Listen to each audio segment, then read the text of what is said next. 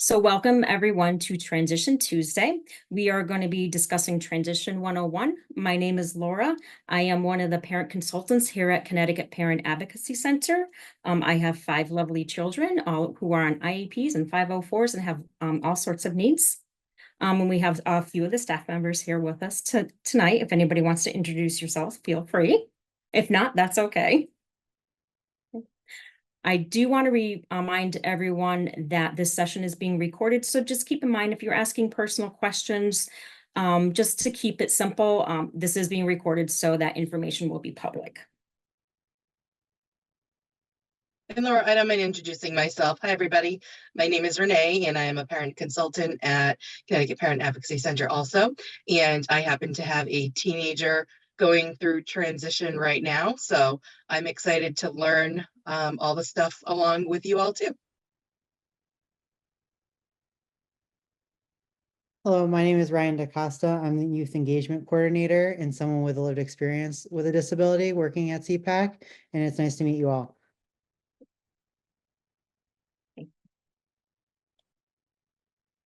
Welcome everyone. So I do want this to be interactive, so feel free to put your questions into the chat or you can unmute yourself. And hopefully at the end we'll have a little bit more time for some questions.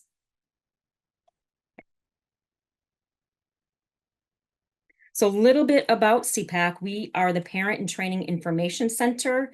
Under federal law, the Special Education Law, Individuals with Disability Act, every state is required to have at least one Parent and Training Information Center. So we are it for Connecticut, and we've held this this title for over 40 years, and we're pretty excited about that. And we are funded by several sources. Whoops. Okay, I will get this. I've been doing this for a long time, and you would think I would have technology skills by now. Clearly, I do not. So again, we are funded by several sources, the United States Department of Education, the State Department of Education, Early Childhood, the Down Syndrome Association, and the this partnership with Family and School Partnership of Connecticut. And that the funding just allows us to be able to provide the services to families of Connecticut.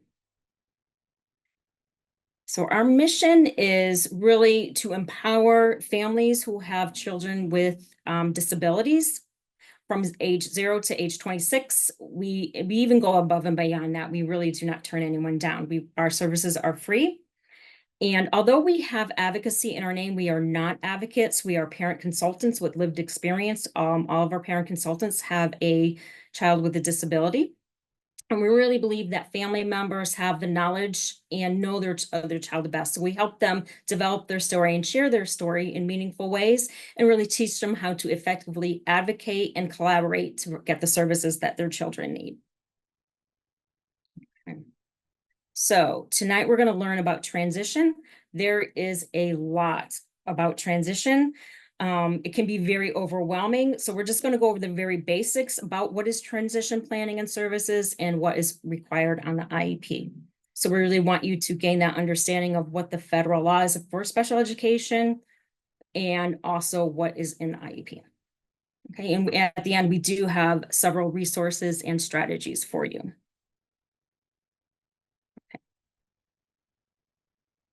So what is really important about the federal legislation is the Individuals with Disability Act, Improvement Act of 2024. That is otherwise known as IDEA. That is the federal law for special education. So the key words for transition, it is to prepare them for further education, employment, and independent living. You'll see that in bold. That is what the part of the law that allows school districts to provide transition services. It is a requirement under the law. Okay.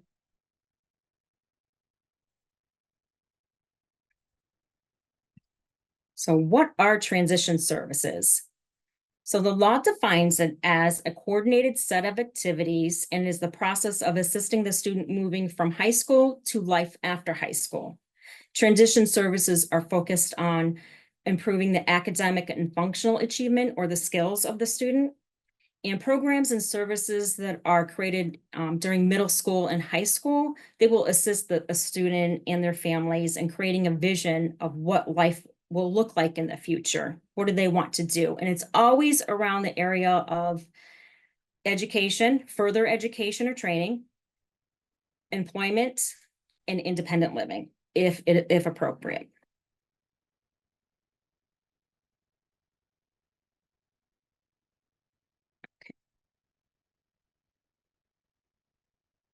Okay, there we go. So transition services are really based on the individual student's needs, and it's taking into account their strengths, their preferences, their interests, and it also includes their needs.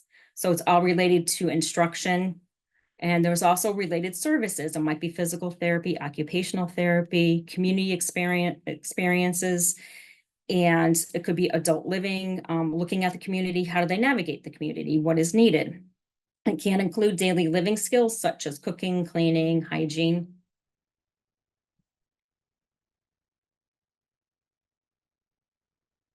Okay. Did I mess up the Spanish slide? I think I did. Sorry. Okay.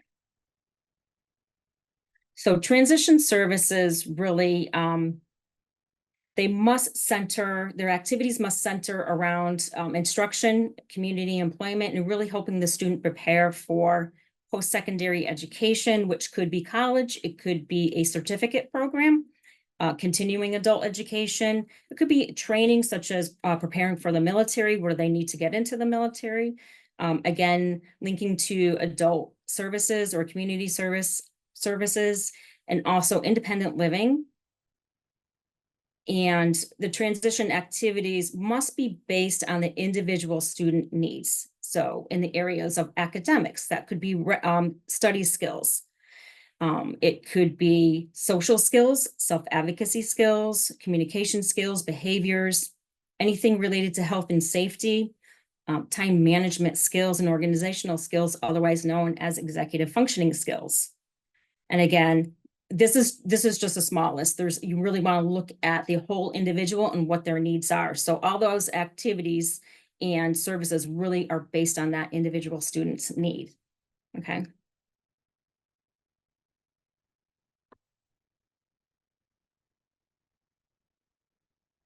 So to kind of really recap, it's a results-based orientated process. So it's moving the student from high school to after high school.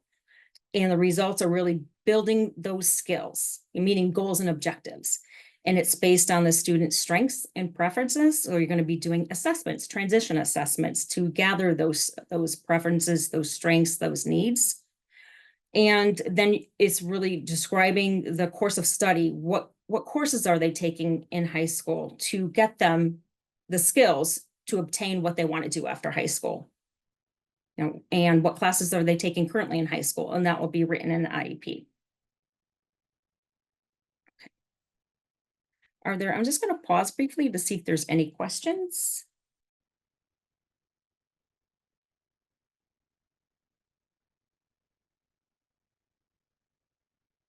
So when do transition services begin? In the according to the federal law, it is 16 or younger if determined by the PPT and the planning and placement team. Other states call it the IEP meeting or the team. We call it PPT in Connecticut. And specifically, Connecticut changed their regulations to say that students who are at least age 14 have to have transition planning in their IEP. Okay, so that's a little bit different from the federal law. We start a little bit earlier. So what is also new with Connecticut just had a huge bill about different things in special education, and transition was a big chunk of that bill. So there's some new things. So starting in 6th grade, from 6th grade to 12th grade, annually at the PPT meetings, students and their families are to be given a list of transition resources, transition services, and information about public transition programs. So that should be happening now. You should be getting some information and resources about that. Okay. And here are the links to the Connecticut statutes and the federal law.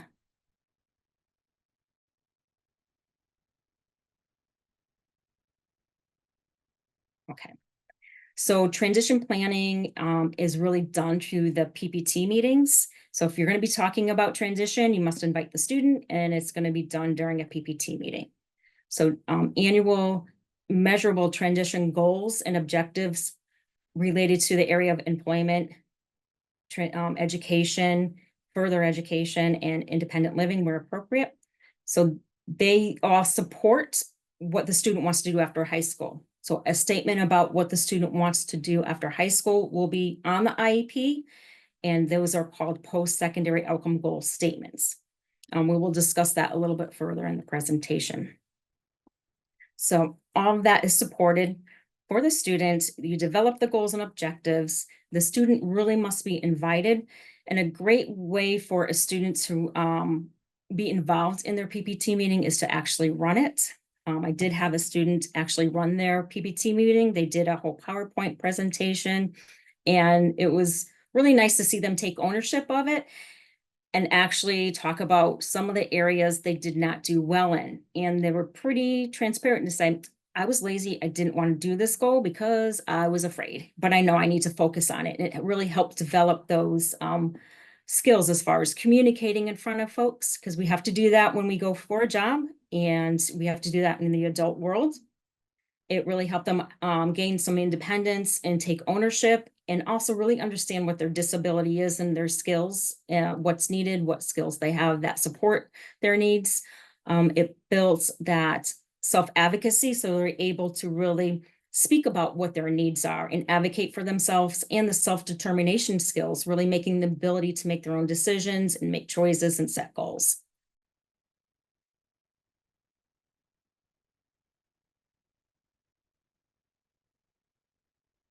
So on the IEP, there are annual transition goals. They're the same as any other goal on the IEP. They have measurable goals and objectives. There's also a list of transition assessments. So you'll have the transition assessment being done, and then a list of previous and transition assessments. But the transition section of the IEP will only be provided for students in the process of transition planning. So someone who is 7 years old will not see the transition section of the IEP. Any questions so far?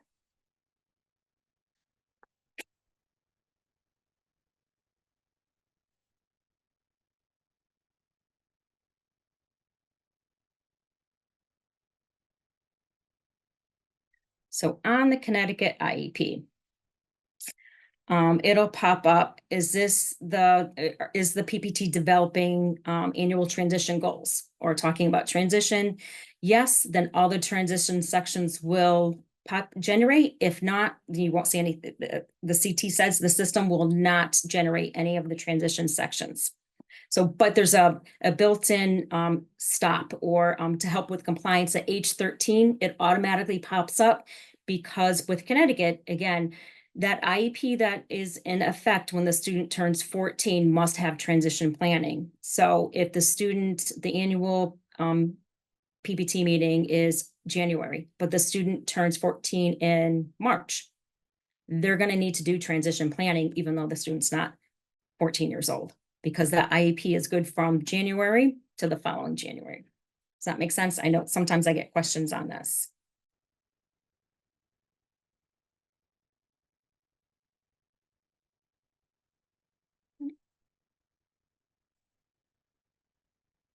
Okay.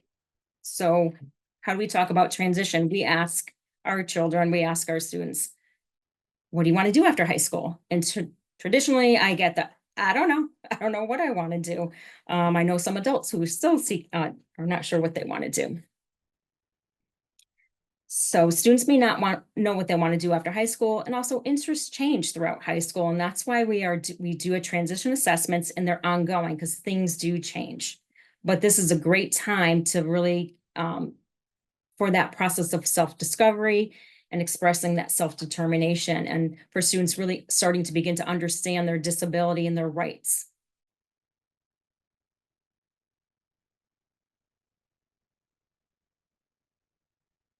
Okay, so transition assessments, what are they? Transition assessments are really designed to determine the interests, strengths, and preferences and needs of a student.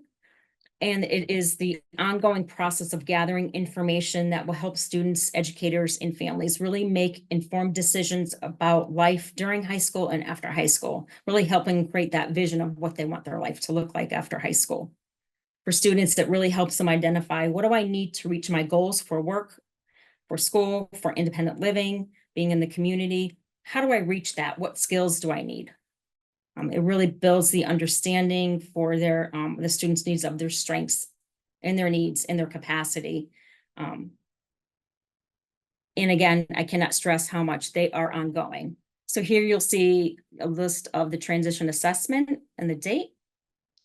And this will be information about that assessment. You know, it might state some needs, some scores, if they're taking scores, or it might say the student really needs some more planning for social skill development.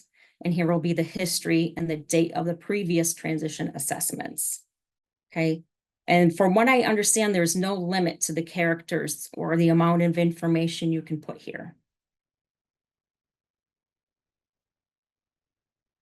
Okay.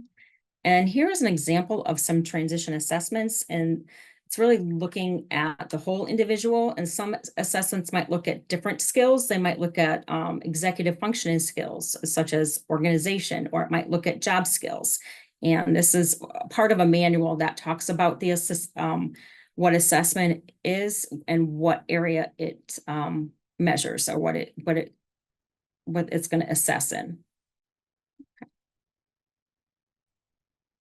And we do have, this is actually in the resources, a link to the transition assessment guide. Okay.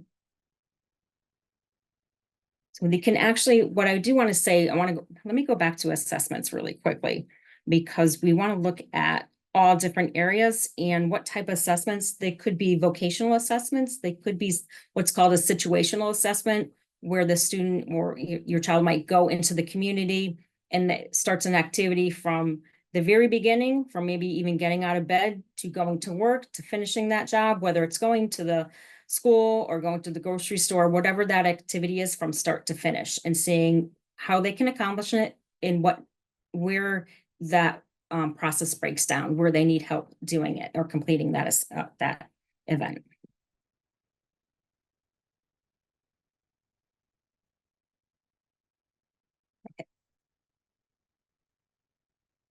And there's no limit to what assessments can look at, you know, whether it's academic skills, health, and self-determination or self-advocacy. So, and the PPT membership, you'll see this in the transitions section. Is the student attending the meeting? Yes or no? And a summary of the student's preferences and interests. So there will be information here typed in, and that's really important, especially if the student is not able to attend, to really capture what their ideas are, what their interests are, what their preferences are. And the next section is really important for school districts and families to communicate about outside agencies. In order to invite an outside agency, schools need parent permission. So sometimes schools do not invite an agency because they didn't get parent permission, but parents don't always know what agencies are out there to invite. So really having a conversation helps that. Okay. And some agencies do provide services or agree to pay for services. So they'll have to write something in here, what they're going to do, or what they're going to pay for. And it can be very important to invite these agencies, or think about what other agencies in the community or state agencies that can be invited. Because if they're paying for services or providing any service, the agency is going to share that eligibility criteria and make sure that the students and families understand that information. It's very different. The adult criteria is very different. And it really helps schools and families identify the students' needs within the community. And also, while at school, some agencies will provide prep work for school, for going into the job. They might do resume building or look at social skill needs or help develop those resumes and advocacy skills.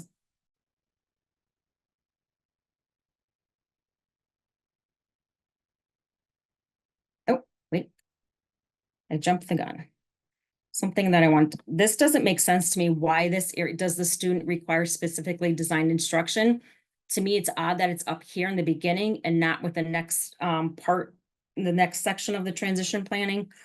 Because if the student is requires specifically designed instruction, then, and if it's checked yes, they need to develop independent living skills, post-secondary outcome goal statement, what the student will do after high school. Okay. So that is not a guarantee. They have, it's a discussion if the student needs independent living skills. So post-secondary outcome goal statements, again, is what the student will do after high school. And legally, there has to be 2 post-secondary outcome goal statements, one in the area of education and training, and one in the area of employment. These 2 have to be there. This is only if needed. So that is the discussion. And that is why they have, following, if you look to the other page, that is why they have this question here. I'm going to stop right there and see if that makes sense, because I know that creates usually a lot of questions. Any questions in the chat?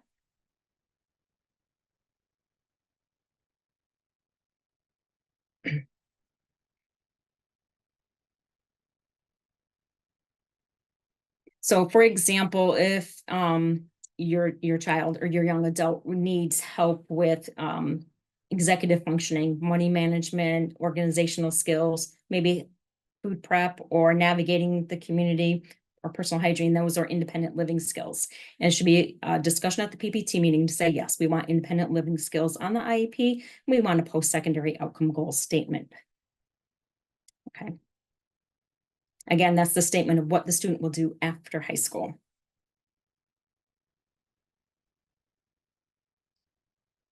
Okay, so it is not what the student will be doing and not skills they're going to be gaining. It's formulated, and there are drop downs for starter sentences in CT SEDS. And it usually is what the student will do upon graduation, upon receiving the diploma. Johnny will attend a 2-year college in the area of visual arts, or Johnny will attend a certificate program for photography. So it's a statement. It's not gaining the skills. It's just it's not, the student will look at transition programs or the student will look at colleges. That is not a statement. Okay, does that make sense?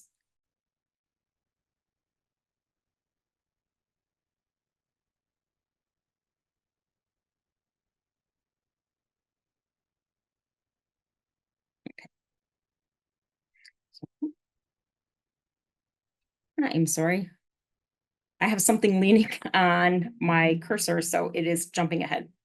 So, and for every post-secondary outcome goal statement, there needs to be one annual transition goal attached to it.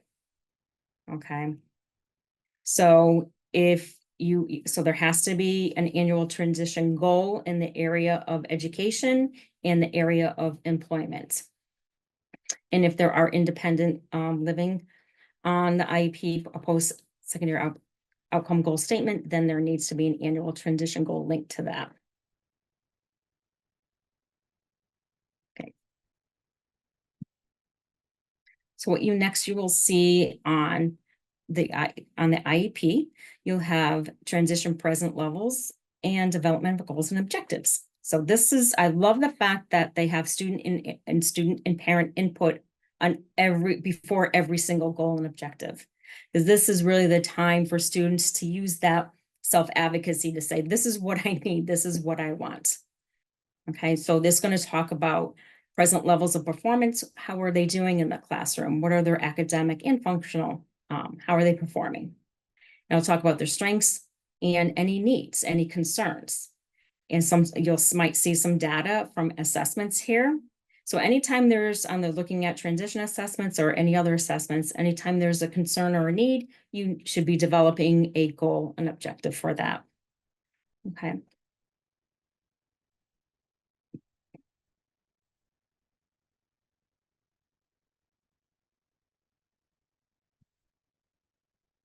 And then the goals and objectives will be developed. Whoops. Jovi, I think I should let you do the PowerPoint.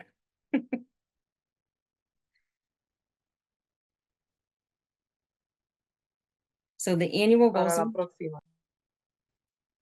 Is there a question?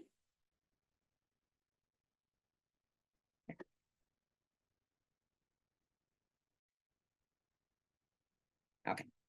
So here we have the annual transition goals. Again, they are measurable. So the goal is what the student will be doing, and they have short-term objectives, those skills that will be gained. And they are to be aligned with the, there are no core curriculum for core standards for transition. But there are college and career readiness standards, and ONET has some employment standards, and as well as the Connecticut core transition skills, you can link the goals to the Connecticut core transition skills.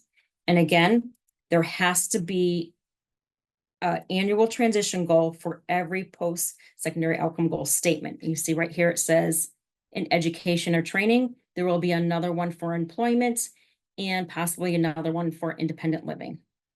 Okay. I'm going to pause here to see if there's any questions.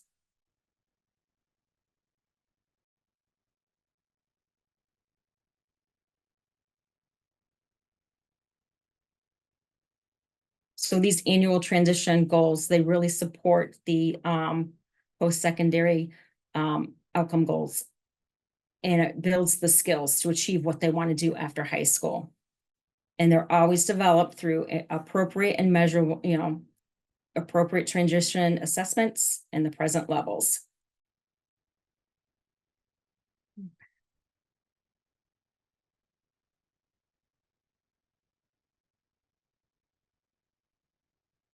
So again, putting it all together, we have the objectives and the goals.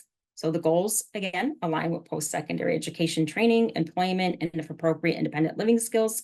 They relate to the concerns and needs and the present levels of performance and transition assessments, and they assist in the progress towards post-secondary outcome goal statements. And the objectives help the students achieve the goal, the annual goals. They're measurable, and they really develop those skills. Mm-hmm.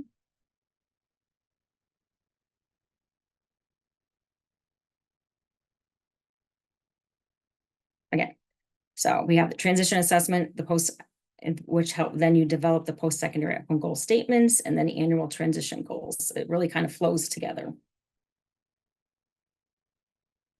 There are any questions? Because many times I receive questions about, well, what is a post-secondary outcome goal statement versus an annual transition goal? Like, how do they differ? And sometimes the wording can be confusing. I was actually going to say, Laura, if you could give more examples of what declarations should be versus what you normally see so that we can get a good one versus a not so good one. Yep. Okay. I had a feeling you're going to say that, so I pulled some out. So a post-secondary outcome goal statement would really be, upon completion of high school, Ted will enroll in a general associate's degree program at the local community college in September of 2024. That would be a goal statement of what they're going to do. So the annual goal might be, Ted will work with the transition coordinator to research colleges in the area of whatever he wants to do, let's say photography. That would be that they would start researching that and developing that. The goal could, the annual transition goal could be, Ted will contact the 2 community college offices of disability. So that could be the annual of the activities. So the annual goals are the activities that are building the skill. Okay. And I do have some resources that will kind of link the annual goals and using the Connecticut core transition skills. So I can give you one. Does somebody want one for independent living? Would that be helpful? Okay. So after high school, Jill will advocate for her needs at work at the community college. That would be an independent living goal.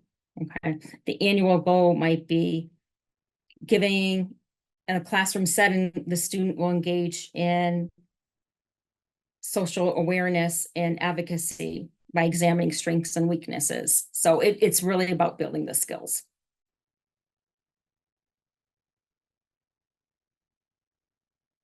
Was that helpful? There's a question in the Okay. chat. Mm. And it says, can you give some examples or provide a resource Yes. regarding effective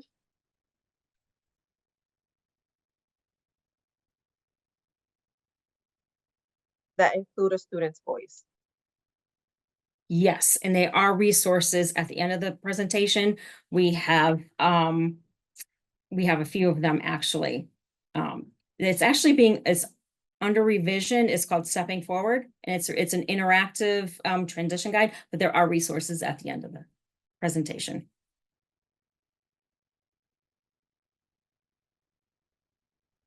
Okay.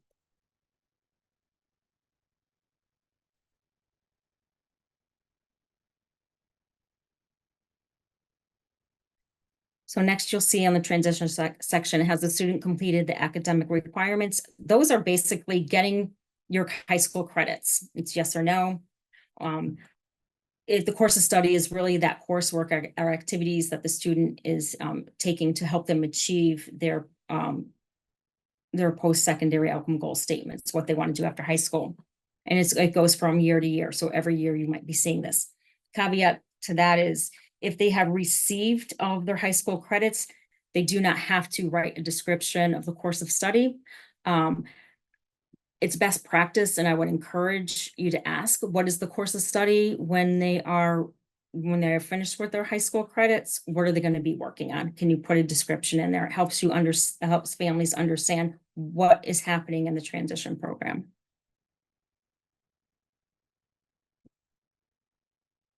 And the exit is the student will be exiting from special education. It's usually either they receive their high school diploma, they do not need special education, or they age out at the age of 22. It's not upon completion of high school is when you actually receive your diploma, and then the school is no longer obligated to provide any services. That's when you exit special education, you exit high school, you get your diploma, okay? Just because a student receives all their credits and walks across the stage does not mean they exited high school. It means that they're not taking their diploma and they're continuing on. They're still considered a high school student. And then when that happens, when you receive all your high school credits and you need transition services, as far as you might need more math skills or more writing skills for college or for a job, you would be developing those skills in the transition program, okay? Even though you might be 19 years old. Okay? And it's not a guarantee, it's a PPT decision to talk about transition programming after you receive all of your high school credits. Okay. And the transfer of rights, at least a year before the student turns 18, the school district will be telling the student, hey, you're going to be 18 soon. All your rights transfer to you, and your parents no longer have the right to make decisions for you. Okay. However, the students can write to the school district and say, I know I'm 18, but I still want my parents involved and I want them to help make decisions. Also, the parents might get guardianship or conservatorship that might do what is called supportive decision making. That can be all uploaded into the CT SED system, so that school districts know that the parents still have the right to make decisions. So supportive decision making is being recognized in Connecticut right now. It's still in the works. But starting at the first PPT meeting when the student turns 14, the district needs to provide the student and the family with full range decision-making options, included supported decision-making those are alternatives to guardianship and conservatorship. So it's not just parents need to go for guardianship or conservatorship. There are other options.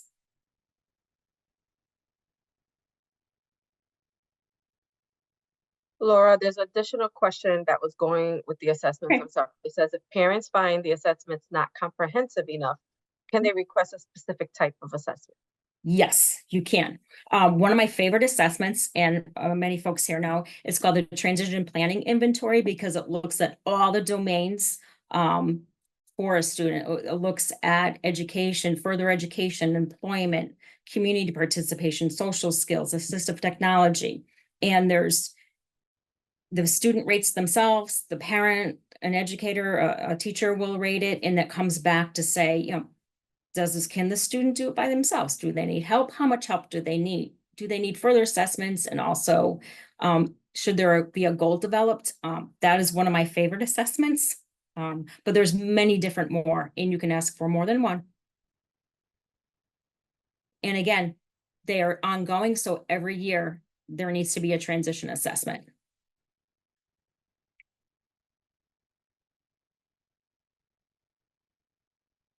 Okay, so these are the resources that'll list what they are on the IEP, different types of resources that this the school has given to the parents.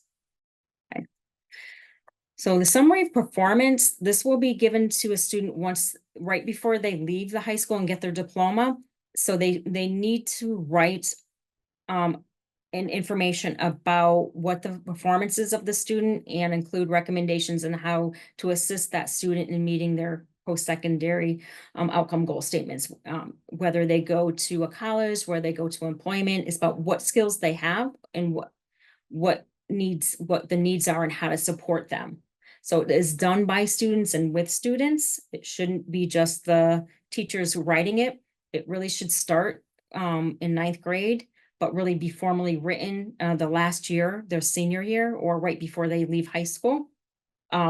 If they're in a transition program, it would be once they are ready to exit that transition program.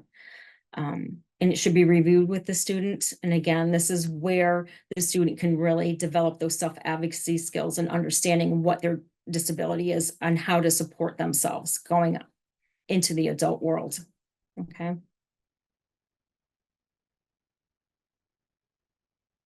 So it is given to college, like I said, to it might be given to their employer, to their college, or wherever they're going, whether it's a state agency, and it really helps them gain the knowledge and advocacy skills, and it really determines the current impact of the disability. Okay.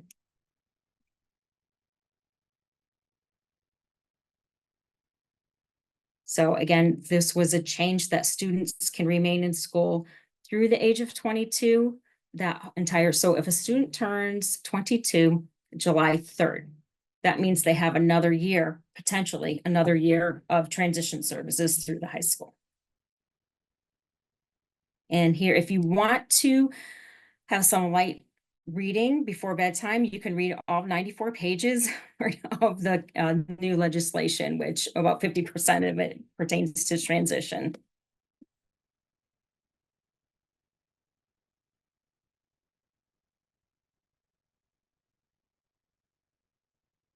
So high school versus college.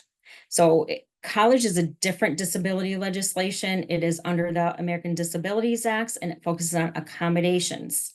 You need documentation at the college level of the disability, and you need to go to the disability determined services at the college.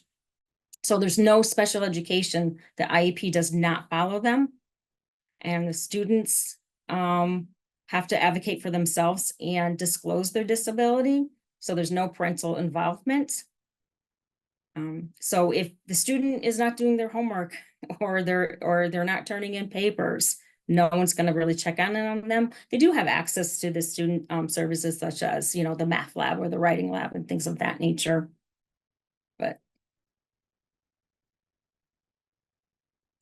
Okay, but with high school, it is a federal law and it is an entitlement. School districts have to provide these services and develop goals and objectives and provide specialized instruction.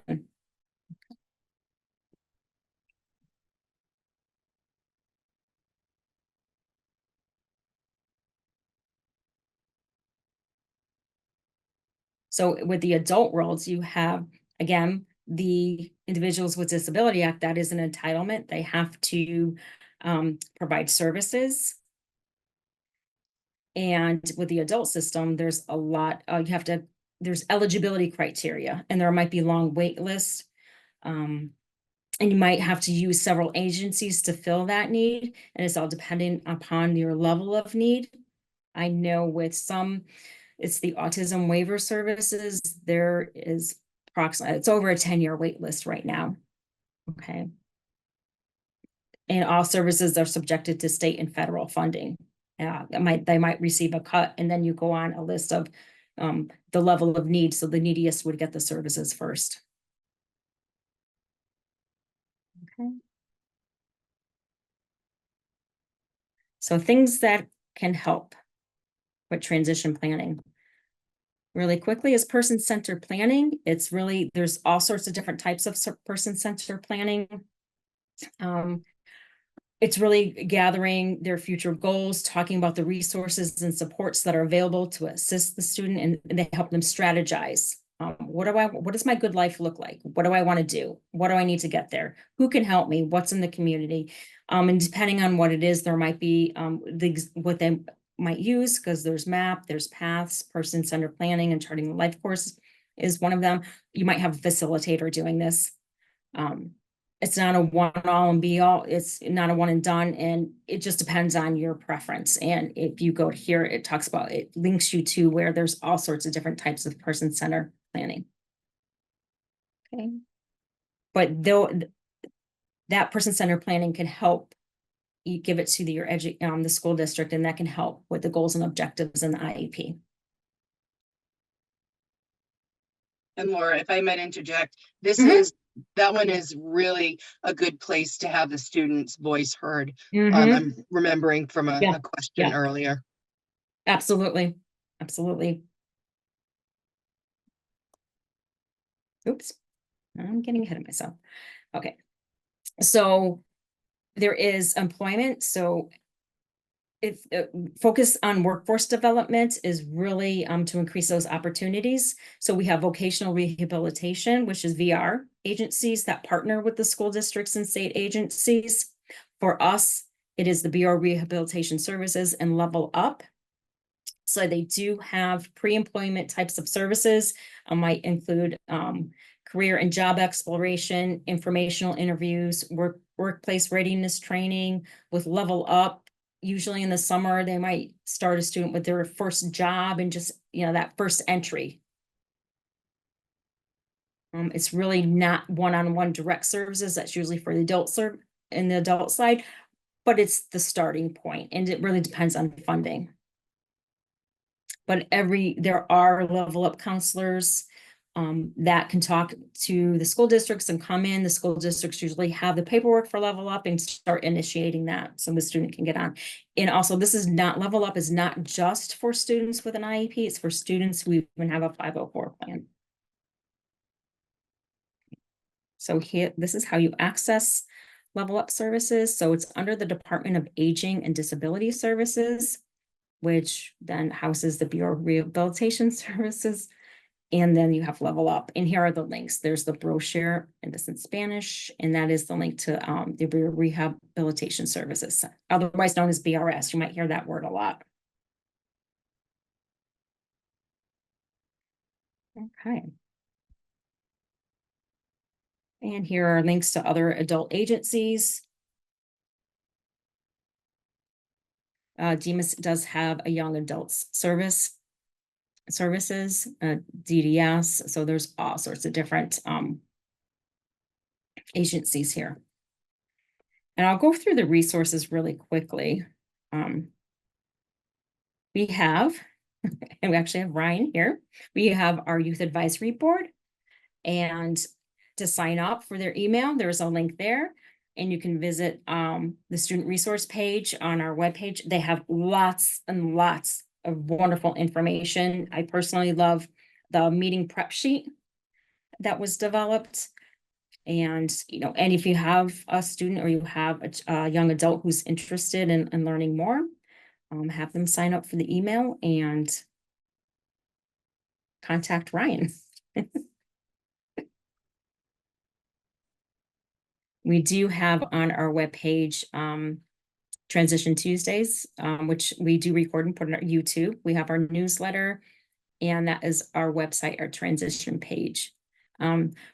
We do direct support for students and families, and to even I'll answer questions for districts. I will look at IEPs. I will give advice and guidance and walk through them. And occasionally I will attend a PPT meeting if the need arises. And it's a very short program, but it's for intensive when the communication is really broken down and there's some significant issues. And we want to make sure that the families are really collaborating with the school districts, and the school districts are collaborating with the families, and to help move forward from a place of, whether they might be not understanding each other or it's just difficult communicating with each other. So we do have that support. And this is the State Department of Education's transition page and resources. And this ed site, this is a listing of transition programs throughout the state that are approved. And here, I think somebody was asking about, this is Building a Bridge, which talks about transition, the Bill of Rights, and building a bridge. They have lots of checklists and personal strengths inventories. Stepping Forward is really that interactive guide that's broken into sections and resources. It has information about rights, responsibilities, everything for students. I would encourage you to download the Kinetic Court Transition Skills, because that should be what the goals and objectives are based on as well. Okay. Do we have any questions so far? And this was the guy when I talked about transition assessments and all the different types. This has a listing of several transition assessments, pages and pages. Okay. There's something in the chat, Laura. If a student attends the transition program, do they have to attend every single day, even if they have a part-time job or college course as a part of their post-secondary education and employment goals? I want to make sure I'm understanding. So the question is, they're not attending because they're going to college or they're at their job? Well, it's not that they're not attending, but do they have to attend every day, even if they have a part-time job or a college course as a part of their post-secondary education employment goals? Not necessarily. It's a conversation. Some students go to the actual where they're getting direct instruction twice a week, sometimes 3 times a week. It depends. And if the school is saying you have to be here every day, give me a call, because I would like to understand more what's happening and how is that transition program structured.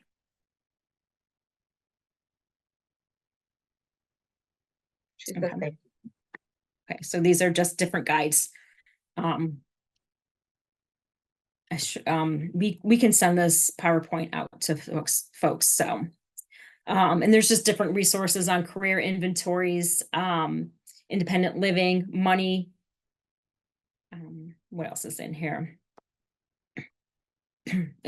Information about college and documentation, sensory impairment. So there's all sorts of different resources. So, okay. Actually, any other questions? What I can do is, here is my contact information. Actually, I will put it in the chat. And Joby, if you can launch the poll for me, I'm having a.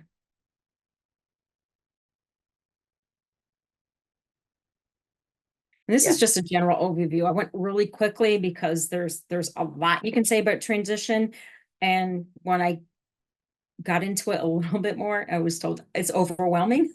So I do not want to overwhelm anyone. I just want to give you the basics so you have a general idea of what transition planning is and what's required. Laura, there is a question. Can you suggest a robust self-advocacy goal? A robust self-advocacy goal. It's hard to say because you want to really look at what the student's needs are, and it's individualized, but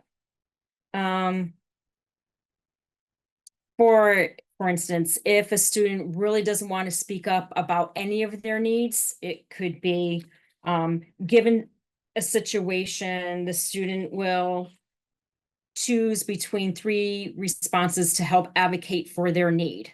And it would be kind of like a structured, not that you're setting them up, but you're giving them the opportunity to say during these situations, like it might be, if I'm confused about the curriculum, I'm confused about the content, I will email the teacher, I will talk to the teacher, or I will do something else to help build those self-advocacy goals.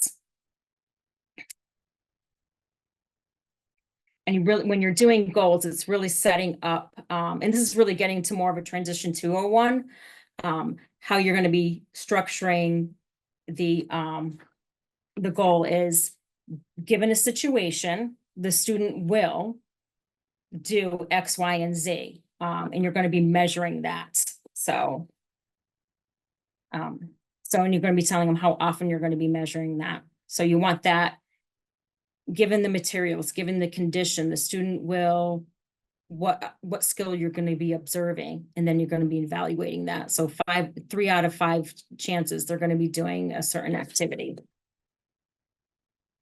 I hope that didn't really exactly answer your question, but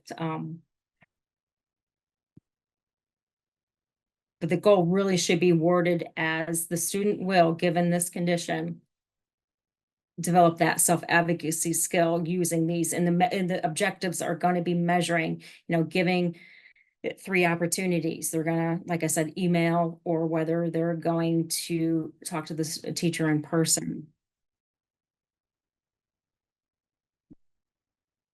I'm sorry, let me unmute. Iona says, awesome, awesome example, thank you. Do you ever Okay. use AI to write transition goals? Did you say AI to write transition goals? Yes. I'm laughing because everybody knows I don't like AI. You can, I think it's happening more and more, and it can be a great tool. However, in the system in CT, here, let me stop sharing. In this system, they have drop down. They do have starter sentences in kind of like a format so that you can put it in. So it should be fairly easy for districts to write goals now. I think there's like certain legal stuff too with AI, as far as like Mhm. legal documents and having full-blown sentences, but also because it's individualized, it's hard to Right, fully use AI because that's generated by other people's ideas based off what you type in. So being able to kind of see like what your child's individualized, what they want over right. what the robot is telling you is a way of putting it. Yeah, that's why it's hard to say. You have to, so when I'm asked, like, oh, how do I tell my teacher, or my son's or my daughter's teacher, or how do I have better goals? It's like, well, okay, we really need to look at the assessments, because you don't want to write a blanket goal statement or saying this could be a great goal, but it has to be achievable and measurable for that student. So you really need to look at the needs and look at what the assessments say about the needs, or how they're performing in the classroom.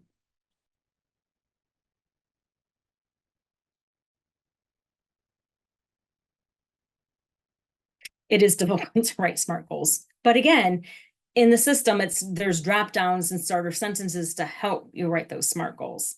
Eventually, we will be doing a transition 201, which will talk about goals and developing those goals.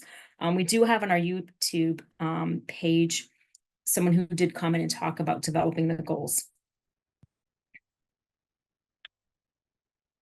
They actually have like a really good source like on Indeed, like for like Mhm. employment too, that They like do. tells They you do. like I do. really good breakdown of it. I gotta find that link, And but actually, I can put in the chat. and it gives examples too. It does. It does. I'm going to put in the chat some As someone who needs it information. broken down, I understand looking at a bunch of jargon and then seeing it like, what do I Mhm. actually do? Right.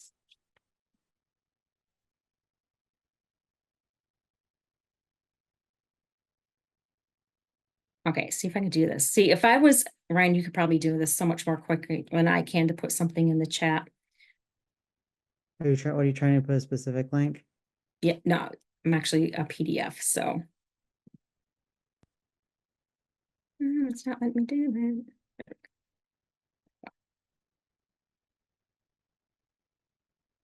it. Let's try this again. Okay, so I'm gonna put a couple of things in the chat about goals and objectives.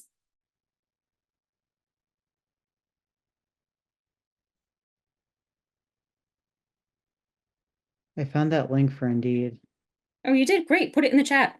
Okay, I'm gonna put it. Anything to help. It's all about helping. Even like something for looking for employment for like anybody, they have these goals. So because Yes, everyone Yep, needs to have SMART goals. they do. And Iona, the session is recorded, so if you missed part of it, it will be available. How long does it take, Laura? here, put it in the chat. Depends. It might take a little bit longer just because of our staffing right now. Yeah. So Yep, the link works too. I tested it. good. Good.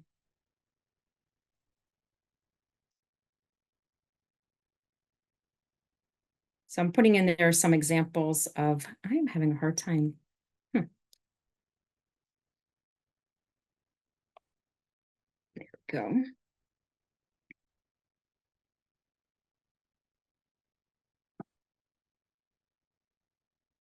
Okay. Okay, so I just put in the chat some examples of writing annual transition goals and actually writing post-school outcome goal statements.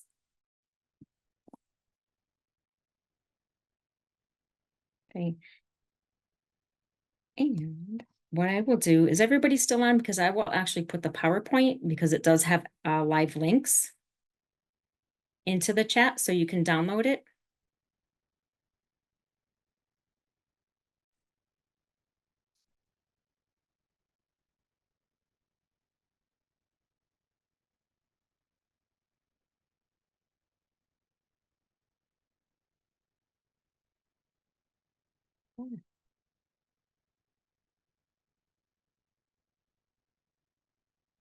Okay, here we go.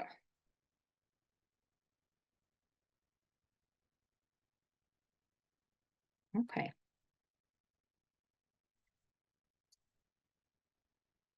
Any other questions?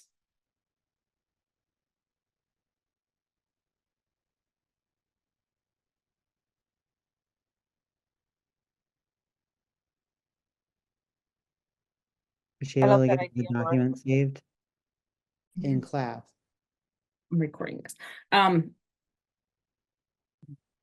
Okay, I'm pretty sure. I know that there's a lot of resources, especially at Mitchell, that I know of to get those sources, and a lot of people that get help with specific things. I don't know if somebody with them, like a para would be, but I definitely know that they've had like supports like they can go to after school or in between classes to help with those skills. And there's probably outside agencies that can help in the There college are, as well. correct, there are, but also if the student is still in a transition program, Yeah. college courses can be a part of that transition program. Yeah. Usually they do not take it for credit, and usually it might be 1 or 2 classes, and there are several like, for example, Tunxus Community College has a program that partners with a few of the school districts, and they will come in and they will audit a course, and they will get the help that they need to help, to develop those skills so they're able to function and pass that course eventually. Sometimes the students actually do receive credit. I know, for example, New Britain, they have the Climb and the Climb Higher. Climb Higher is on the CCSU, the campus, and they do take 2 classes, up to 2 classes, and they sit in the classes and they do receive assistance. And when they go back to the to the school, to the New Britain School, they do review that and help develop those skills that are needed.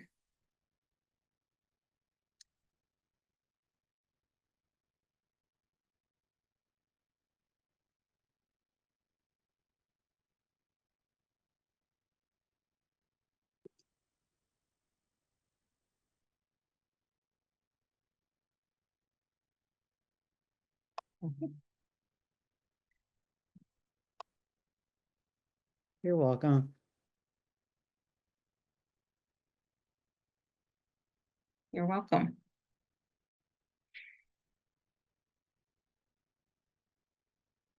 I know it definitely sounds like a lot.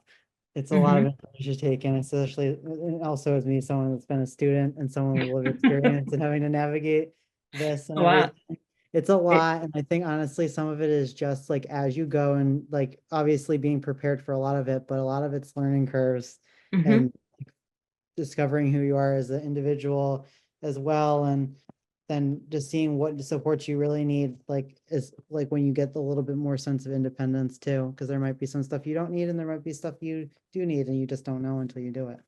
Absolutely. And I And think I that's love, one of the biggest things that you can do is allow for that the self-discovery. and Mitchell's really good though. I've had a really Mhm. good experience so far, so